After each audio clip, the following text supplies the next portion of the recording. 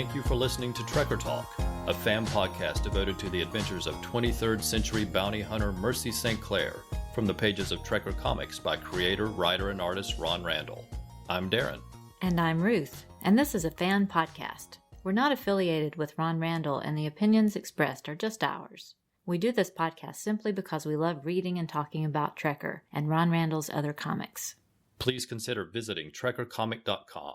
That's Ron Randall's official site dedicated to Mercy St. Clair. It features a new page of Trekker material each Monday, where the Volstock payoff storyline is just ended, and a new story titled Chapeltown is just starting. You will also find links to all the ways to follow Ron Randall on social media, including Facebook, Twitter, Tumblr, and Instagram. TrekkerComic.com also has a link to his Patreon page, where you can donate to help support the creation of brand new Trekker material if you want. Also, at the Trekker Comic website, you'll often find interesting posts on Thursdays. That's where Ron Randall occasionally shares his inspirations and insights into how he creates comics, as well as the latest news about Mercy St. Clair. A recent post included an update about the upcoming release of the Jekka story in print, including the news that the story has been retitled for the trade paperback. The new title is Rites of Passage, which he feels is more descriptive for the trade. Ron also talks about bringing on Shauna Gore as editor for the print release and teases us with news that the print volume will include some additional pages. So be sure to check out that post, which includes a very nice in-process image of Mercy and Jekka. As we've mentioned before, Ron Randall started an email newsletter late last year, and a new issue was recently released. He commented on this being an anniversary year of sorts for Trekker, since he first sold the pitch to Dark Horse Comics in 1986. With the first story appearing in 1987. He's thinking of ways to celebrate the anniversary and told fans to feel free to send him any suggestions. This newsletter also included his upcoming convention schedule for the year, including Seattle's Emerald City Comic-Con and Calgary Comic Expo in April, Denver Comic-Con in June, and Rose City Comic-Con in September. He's looking at adding some other cons as the year progresses, so if you haven't signed up for his newsletter yet, be sure to so that you can keep up with his schedule. If you're attending any of these cons, be sure to stop by his table. He's a true gentleman who always is happy to talk to his fans. He has a great selection of prints, and his con sketches are amazing. During this podcast, we'll sometimes refer to page numbers related to the story, especially when we're taking a closer look at the art. Trekker has been published in many formats over the years, but for our references, we use page numbers from the Trekker Omnibus. This collection was published in 2013 and includes all of the Trekker material up to that point in time. It's available in a printed trade paperback, or you can get a digital copy from Comixology or the Dark Horse Comics app, as well as from the Amazon Kindle store. If you happen to own any of these books on a digital platform, please consider taking a moment to rate the books. By doing so, you just might help encourage new readers to give the series a try. In this episode, we're covering the final half of Mercy St. Clair's origin story from Sins of the Fathers, which was featured in the double-length Trekker Color Special in July 1989 from Dark Horse Comics. And later in the episode, we'll share some of the great comments and feedback we've received since last time. We think the show is more fun for everyone when we hear from you. We really enjoy sharing your comments, so please write in and let us know what you think. What do you like best about the world of Trekker? What is your favorite Trekker moment? And which is your favorite story? We'd like to hear your thoughts. And of course, please feel free to point out anything we've missed. You're welcome to share your opinion on any aspect of the books. So stop by trekkertalk.com for links to all of our social media connections, or send us an email at trekkertalk@gmail.com, and we'll include your comments in a future episode.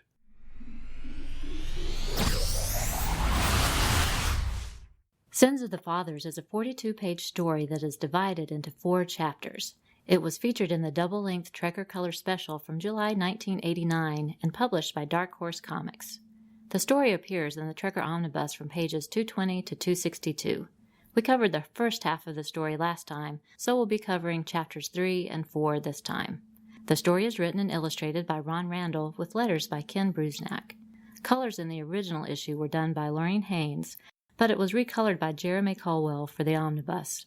The issue features a wraparound cover. The left side of the cover features Angus McKee, who runs the school where Mercy trained to be a Trekker 7 years earlier, as well as Karch, who was another student at the school with whom Mercy had a relationship during their time in training. We've now learned that Karch's father died during the Martian campaigns 20 years earlier because of a decision that Angus made. Karch has sworn to get revenge and recently ambushed and seriously injured Angus. However, Karch was injured in the fight as well and has been recuperating before making his next attempt. Mercy came to help Angus, but that was before she knew Karch was the attacker. Now everything is more complicated. Our story opens with Mercy and Angus flying a shuttle from the planet Vitreous, where the training school is located, to Bay, which is its smallest moon. Angus thinks it's a likely location for Karch to make his next attempt. During the flight, Angus tells Mercy about how Karch's father died. Rebels were attacking the spaceport on Lucy, and Angus was in charge of the ground defenses. A large cruiser was flying in for another assault on the spaceport. Angus had an opportunity to fire a ground cannon at the cruiser, but saw a damaged Ally fighter nearby.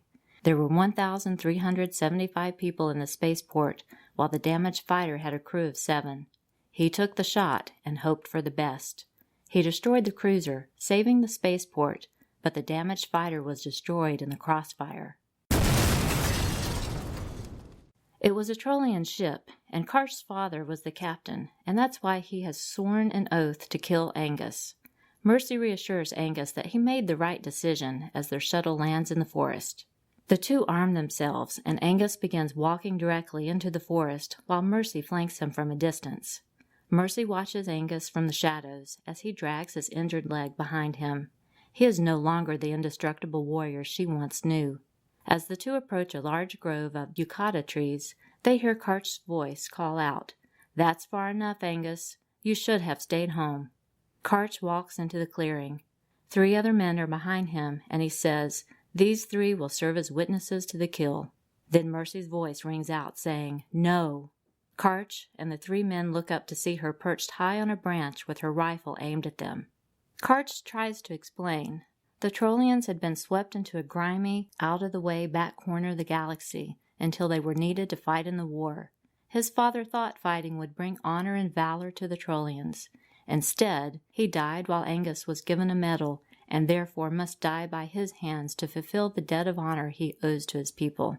He begs her to walk away. She sees the passion burning in his eyes, but she can't walk away. One of the men with Karch pulls out his gun and a firefight ensues, but the 3 witnesses are no match for a trekker and her trainer. Mercy and Angus quickly take down the other 3 men, and Karch takes that opportunity to run to a shuttle and blast off into the sky. Angus and Mercy quickly follow in their shuttle and track Karch to an abandoned satellite factory. It's clear to them that Karch isn't running. He's luring them in, and they know he will be waiting for them.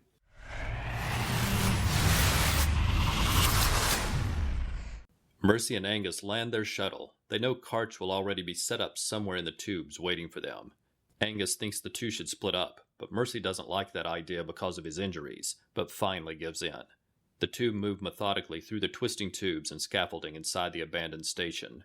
Angus finds it difficult to climb a ladder with his injured arm and leg, and as he reaches the platform at the top, he finds Karch waiting for him.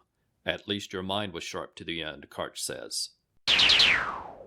Mercy turns and begins running toward the gunfire. She sees Karch at the top of a platform and begins shooting, driving him back into the pipes.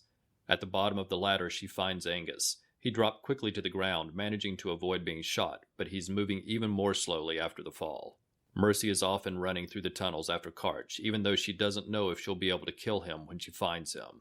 Her emotions get in the way of her judgment, and she falls into a trap that Karch has set as the floor beneath her drops away, sending her sliding into the bowels of the station. The machinery is running, so she knows Karch has started it up. The noise is deafening, and she knows he'll be hiding in the shadows. She calls out to him, "I don't want this fight, and I don't think you do either, but if you don't stop, one of us will die." Mercy silently moves through the shadows and finally sees where Karch is hiding. She jumps and rolls into view, pulling her weapon up and aiming it directly at him. Karch stands there. He doesn't raise his weapon toward her. He tells her to stay out of it while he goes back to finish off Angus. Mercy refuses to lower her rifle and is surprised by Karch's speed as he quickly kicks the weapon from her hands. She rolls back and pulls out her pistol, but Karch is already in position and shoots her arm, sending her gun flying across the room. Mercy rolls again and then climbs onto a platform, holding her bleeding arm. Karch approaches her with his weapon raised. He doesn't want to do this, but he has to. He says, "Goodbye, Mercy." But Mercy has a plan as well, and with perfect timing she drops to the ground just as a piece of machinery swings into view and slams through Karch's chest, killing him.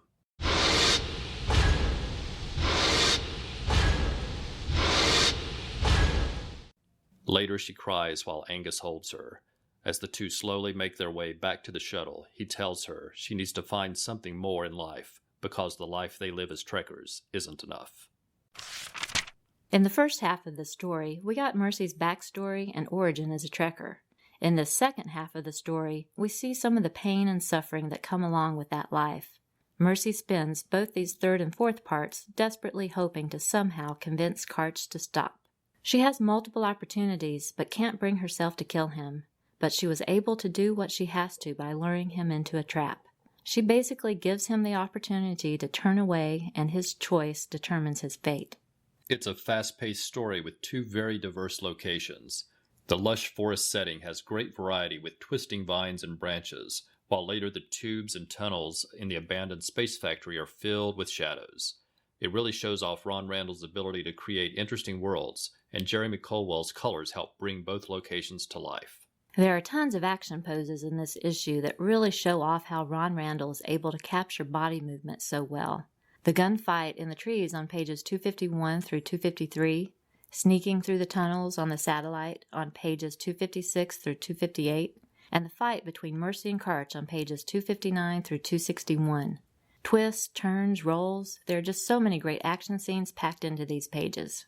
As always, I really like the ship designs, and Karch's shuttle is a particular favorite of mine, reminding me ever so slightly of a Romulan bird of prey from the original Star Trek, which remains my favorite ship design from that classic series. This has been another great story that really helps move Mercy and her adventures forward. Next, let's talk about our favorite pages and panels. Ruth, what are yours? Okay, I will start with page 257. Okay, it's in the midst of the search for Karch in the satellite factory.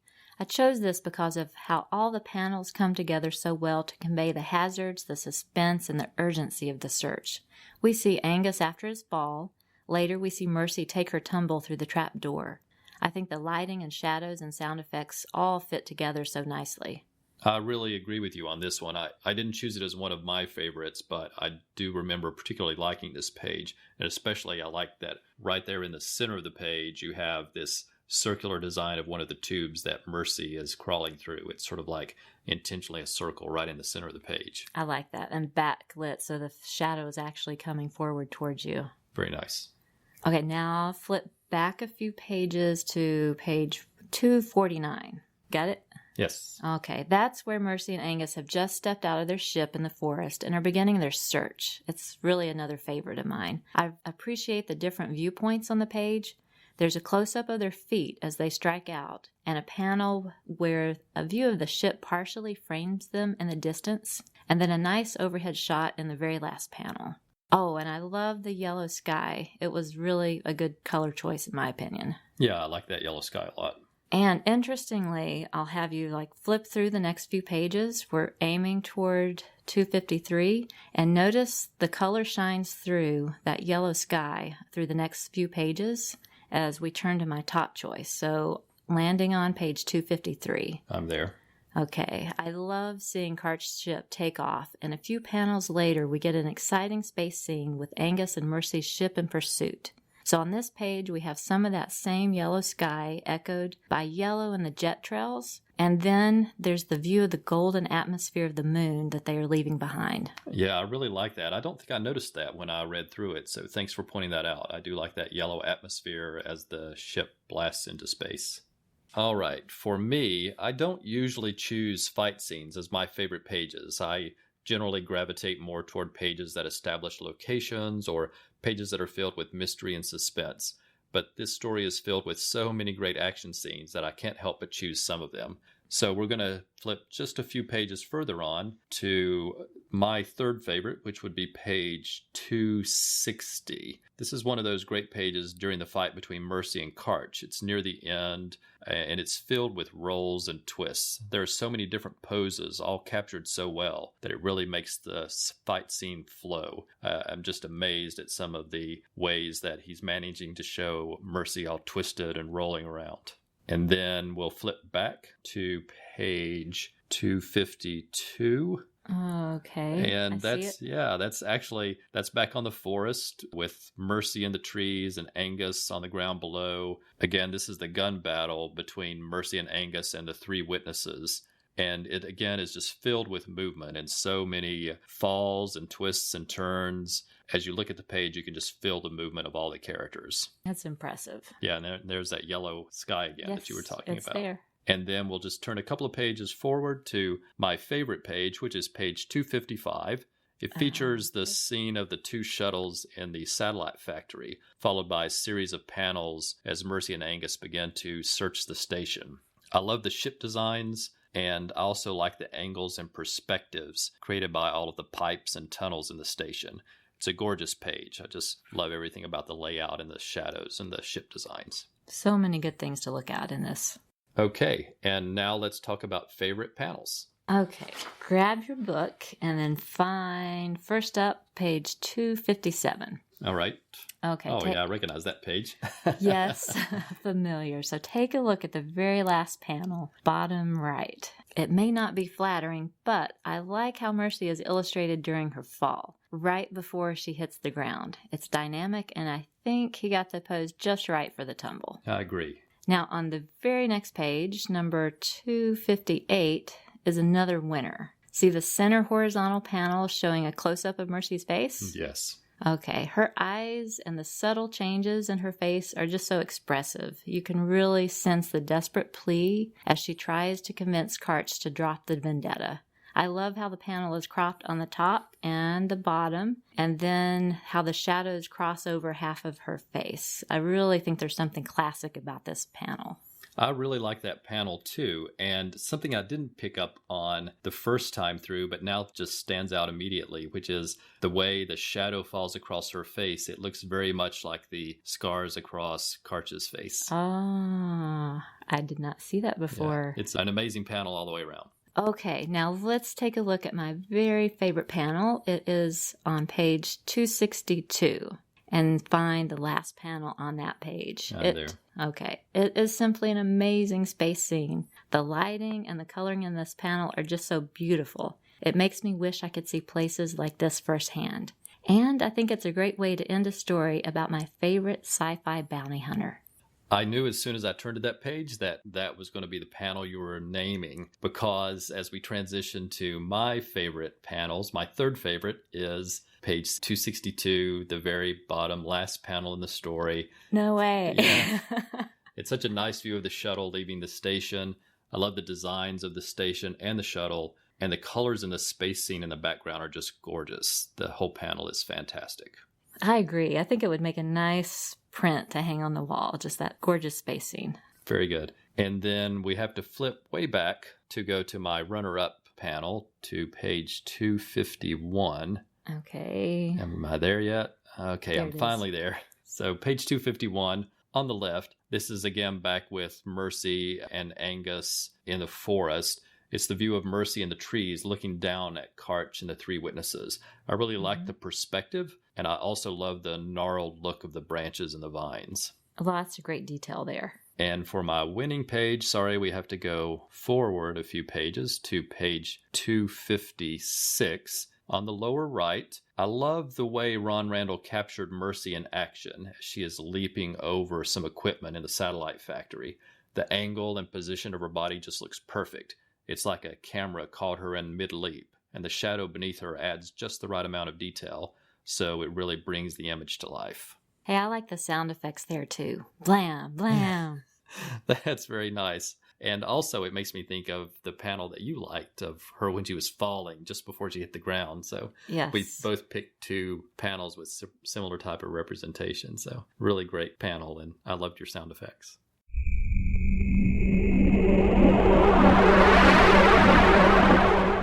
Now it's time for Who's Who, when we talk about significant characters from the stories and get to know them just a little better.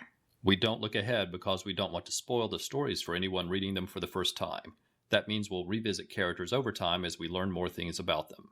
Mercy St. Clair is a bounty hunter known as a trekker. Following her parents' tragic deaths, she joined Angus Training School for trekkers at the age of 17. Now, 7 years later, she lives in Antari Alley, which is a bad part of New Guelph, where she spends most of her money on weapons for her job and food for her pet dachshund named Scuff. Alex St. Clair is Mercy's uncle. He and Mercy's father, Alan, were both street cops. After Mercy's father was killed, Mercy lived with her uncle, and though he disagreed with her decision, he enrolled her in Angus McKee's training school when she insisted on becoming a trekker. Alex has stayed in the police force and has risen to the rank of lieutenant. Angus McKee was a former military officer during the Martian campaigns who later opened a training school when laws were passed to approve trekkers as bounty hunters. Mercy trained at the school when it was originally located on Earth in the city of New Guelph, but in recent years the school moved to the planet Vitreous, where Angus was ambushed and injured by a former student. Like Mercy, Karch was one of the earliest students at Angus McKee's training school. The two were consistently at the top of the class. They trained together and developed a romantic relationship that Karch broke off just before the two graduated. Now, 7 years later, we learn that Karch was the son of a Trillian military officer who died because of a decision Angus made during the Martian campaigns. As is required by his people, Karch has sworn a vendetta against Angus.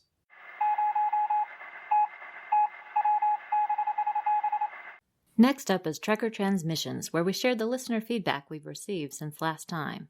We sincerely appreciate every message we receive and truly believe they add immeasurably to the show. So, a big thanks to everyone who took the time to write in. Dr. G, man of nerdology, promoted our last episode, urging his friends to download it right away, saying, "Get on it, nerds," and he let us know he was planning to do a read-along with the podcast. Thank you, Dr. G. Joe Crawford said Sins of the Fathers was one of his favorite stories, and he was excited to hear the podcast and our take on it. John Baker wrote as soon as he listened to the show to let us know how much he enjoyed it.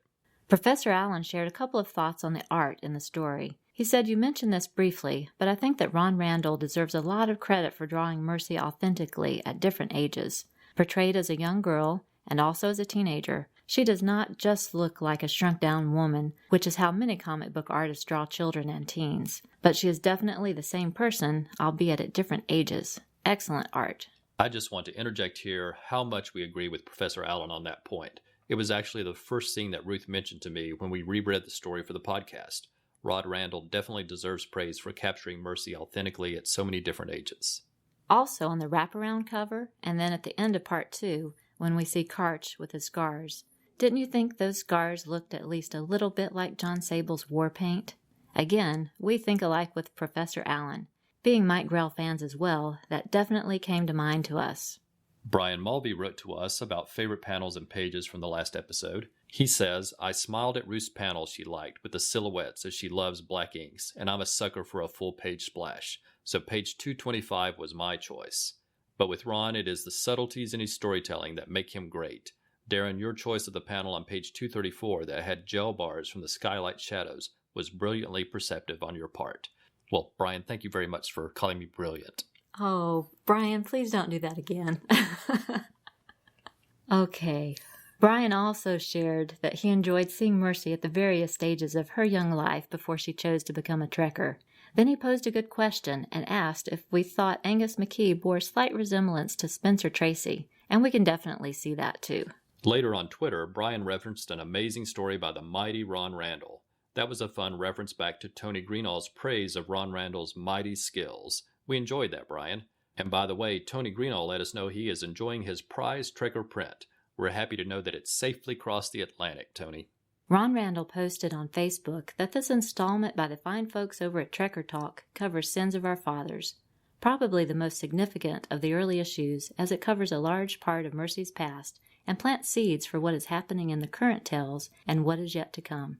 Also one of my personal favorites, as it reveals a lot of that through a pretty tense adventure with plenty at stake. Was happy with how it held together and hope it delivers on the intended emotional impacts.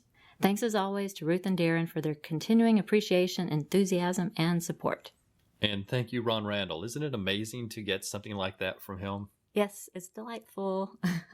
We also got a nice note from Jeremy Caldwell, who said, "Thanks for all you do to promote and appreciate Trekker." And thank you, Jeremy, for all the great coloring that you do on it from time to time. In discussing possible Trekker Talk meetups at conventions, Ruth Reese coined a clever name for them, which was Mercy Meet. We like that. So, as convention season gets closer, we'll let everyone know the conventions we'll be attending in the hopes of having a Mercy Meet or two this year. Ruth Reese also wrote in because she thought of Mercy St. Clair when she caught an episode of Face Off where the challenge theme was bounty hunters. Wouldn't it have been great to see Mercy St. Clair turn up there? Absolutely. Ange thought the sketch that we posted of Amethyst by Ron Randall was beautiful. If you search the internet, you can find some amazing commissions that Ron Randall has done over the years, and that's an example of a great one. Ron Randall mentioned on his Facebook page that he had received several new friend requests from comic fans recently. That's always great news as more people hear about the return of Trekker. We hope everyone is following his Trekker page on Facebook, and hopefully they'll listen to the podcast as well.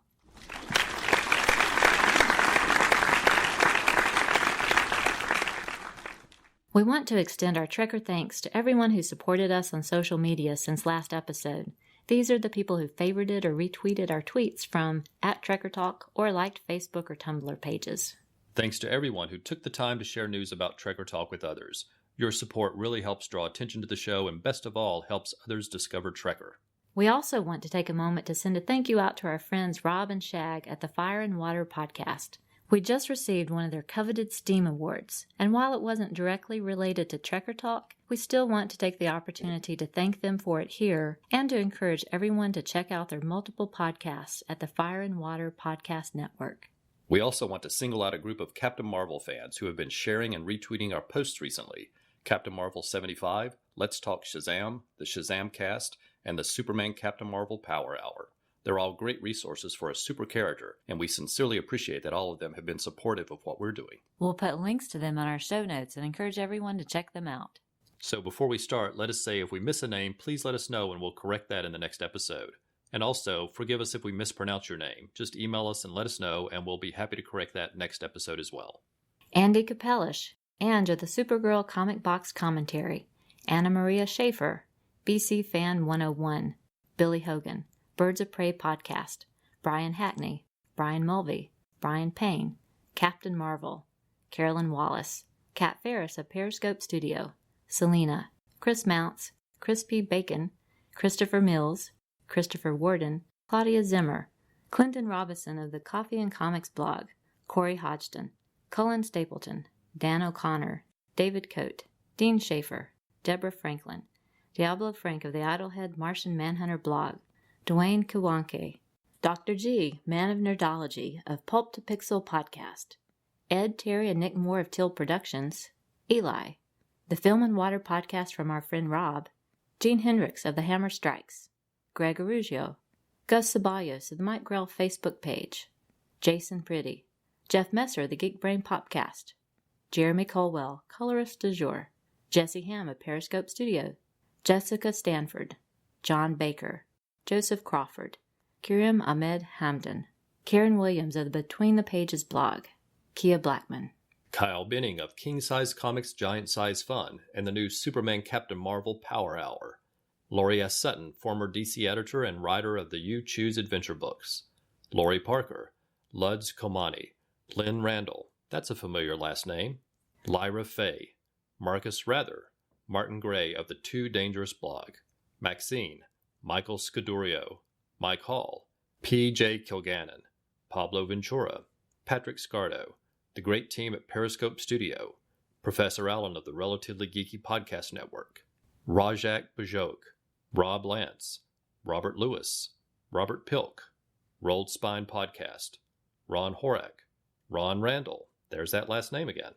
Ruth Reese, Ryan Daly of Secret Origins Podcast, Scott Eos, Shag Matthews, a.k.a. Firestorm Fan, Son of Cthulhu, Space Cowboy Sci-Fi, Starfall Comics, Stella of Batgirl to Oracle, Stephanie Trahan, Steve Lieber of Periscope Studios, Stephen Derrick, The Lady Jessica, Tim Wallace of Cord Industries, Timothy G. Kramer of the Provocative Praise blog, TLG, Tom Rogers Comics, Tony Greenall, Van Z, Warren Montgomery of Will Lil Comics, William Harris, and William Limmer.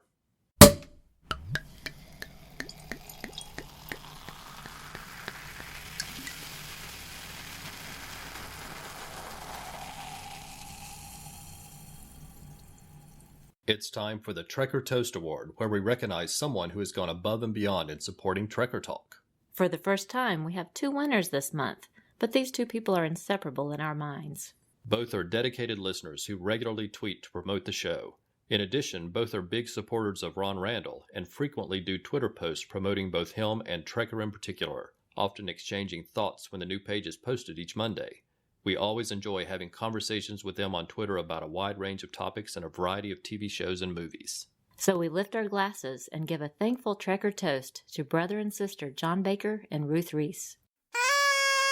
Congratulations to you both. We sincerely appreciate all of your kind words and support. And we'll be back after we play a couple of promos for other podcasts you might enjoy. Star Trek. Comic books. Mythology. Video games. Toys. Star Wars. Just about any geeky topic you can think of could be covered on the Hammer Podcasts, presented by two true freaks. Come join me, Gene Hendricks, for whatever my disjointed mental processes can come up with, and be careful, or you might just learn something before we're done. The Hammer Podcast is available monthly, both on its own iTunes feed and at twotruefreaks.com.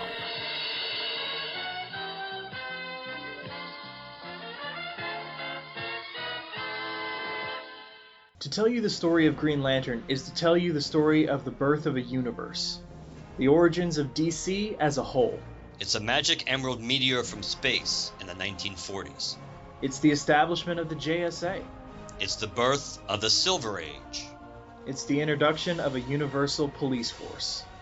It's the formation of the JLA.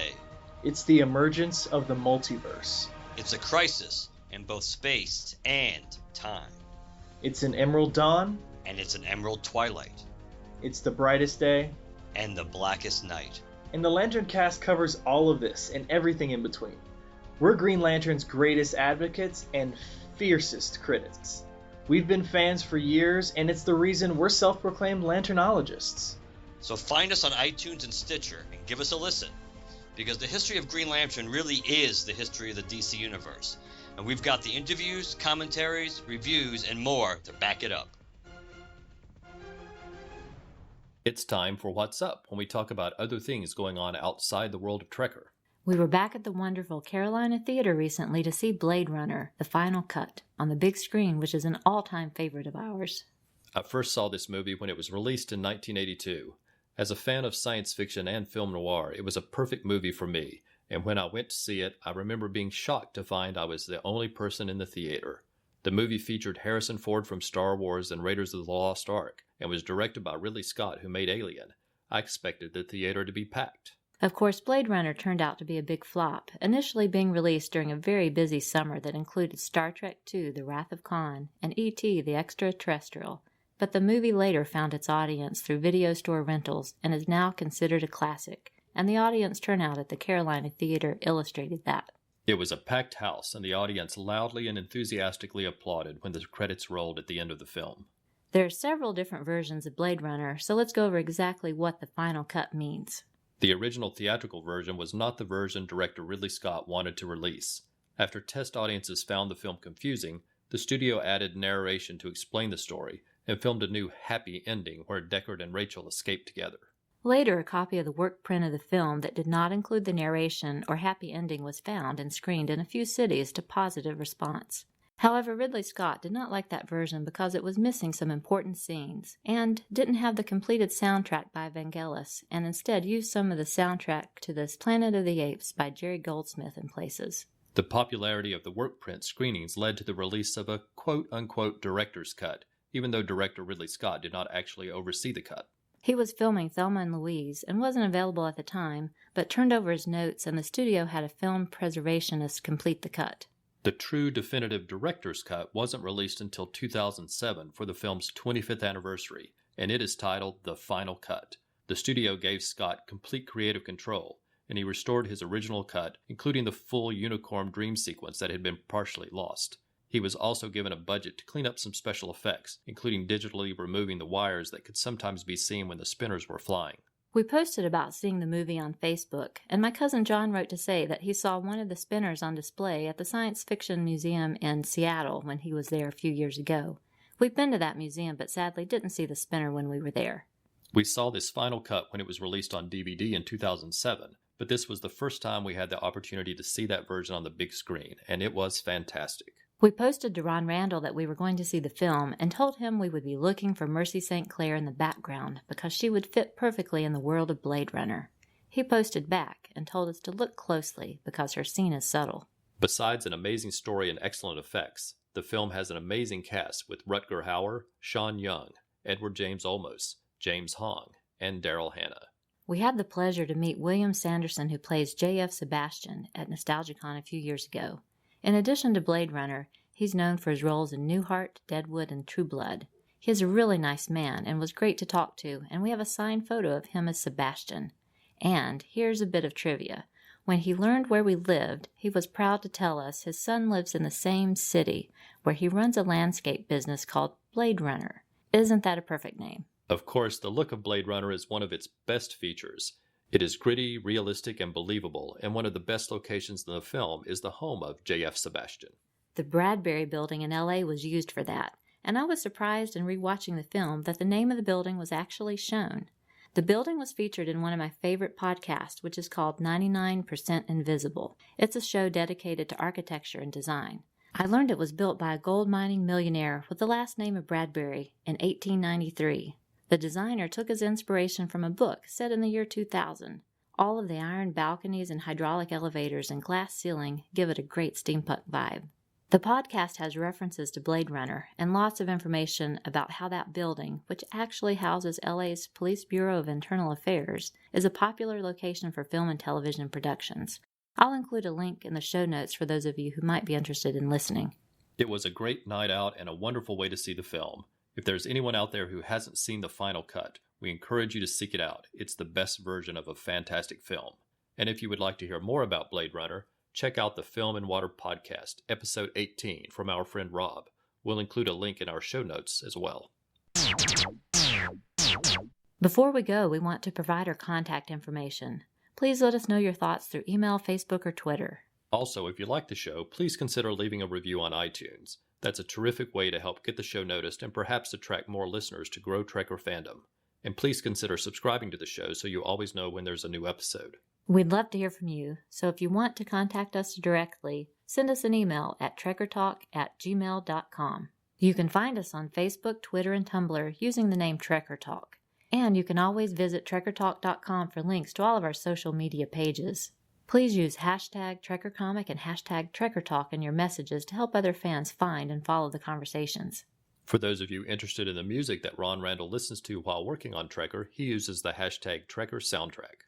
Remember, at TrekkerComic.com you'll find a new page every Monday, as well as links to all the ways you can find Ron Randall, and he often responds to posts on his Facebook page and on his Patreon site. So post to his pages and let him and other fans know what you think of his new Trekker material. Thanks for listening, and we hope you will come back next month for another new episode of Trekker Talk.